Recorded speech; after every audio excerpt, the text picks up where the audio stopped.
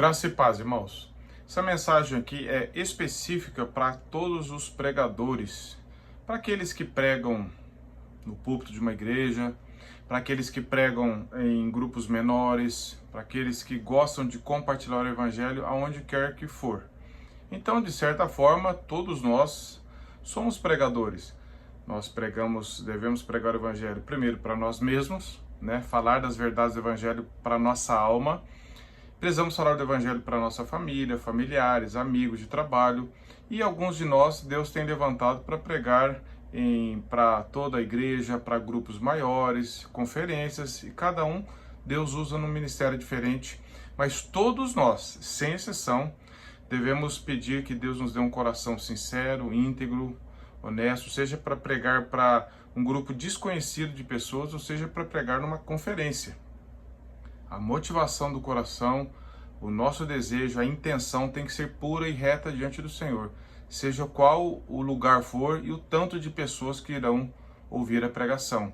Nós devemos ter um coração reto, porque em primeiro lugar nós estamos servindo a Deus, não as pessoas e nem a nós mesmos. Em primeiro lugar, somos servos de Deus e devemos fazer isso para a glória dele, com um coração puro e reto, e que busca levar a palavra de Deus com a motivação e o objetivo correto. Então, nesse sentido, esse livro aqui, Catecismo do Pregador, é fantástico. Recomendo a você que leia esse livro. E aqui, na página 73, no capítulo 11, que fala sobre o pecado, eu quero ler algumas passagens que me chamaram muita atenção agora pela manhã.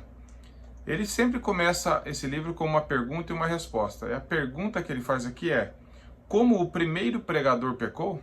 E ele responde: ele tomou o fruto da pregação e o comeu para o seu próprio prazer. Adão era um pregador e ele devia fazer isso, mas ele trabalha um pouco aqui como que Adão falhou. E ele diz aqui: o púlpito não é lugar a salvo do pecado.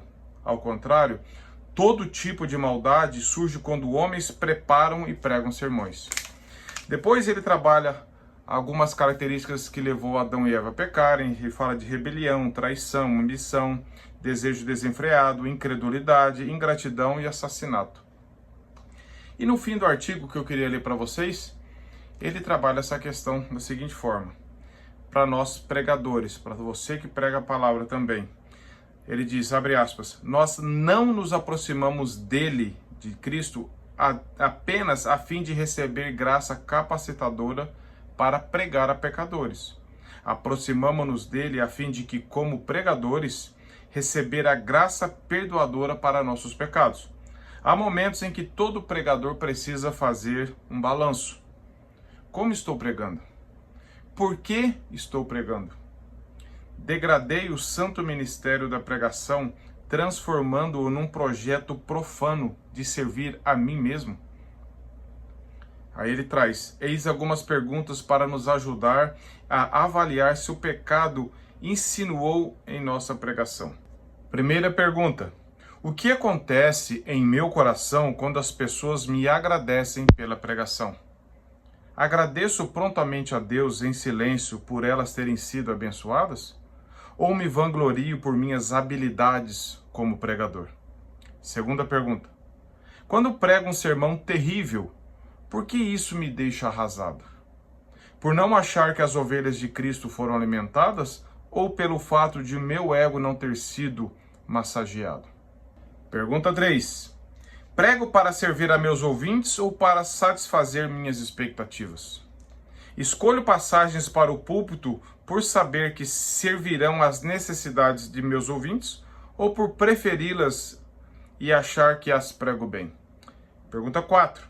Quando alguém diz algo crítico, verdadeiro e doloroso sobre minha pregação, para mim ou para a pessoa, e isso chega até mim, minha primeira resposta consiste em raiva, autocomiseração ou gratidão a Deus por esta oportunidade concedida pelo Espírito para crescer na pregação?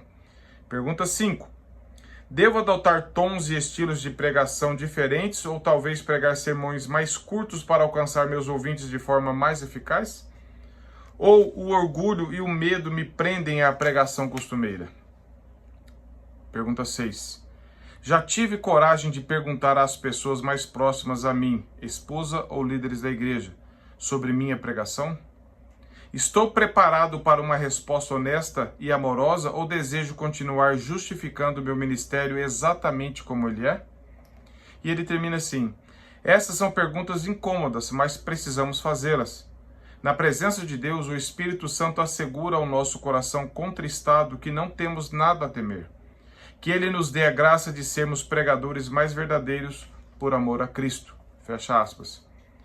Então são perguntas que vão nos levar à reflexão. Você responde elas diante de Deus, eu respondo também diante de Deus, para que o Espírito Santo trabalhe, principalmente as motivações. Por que nós estamos pregando? Qual o objetivo? Qual a finalidade? Por que eu me vanglorio se alguém comenta algo positivo? Por que eu fico arrasado quando alguém fala que a pregação não foi do jeito que eles esperavam? A nossa preocupação tem que ser: eu preguei fielmente a palavra? Eu transmiti com temor e reverência expositivamente a palavra de Deus, tal como ela foi escrita? Que Deus nos leve a refletir sobre essas coisas para que sejamos todos nós pregadores que pregam o verdadeiro evangelho com a motivação reta diante do Senhor, para a glória dele e para alcançar as pessoas. Que Deus te abençoe no seu ministério. Compartilhe essa mensagem para outros pregadores da palavra que você conhece também. Deus te abençoe.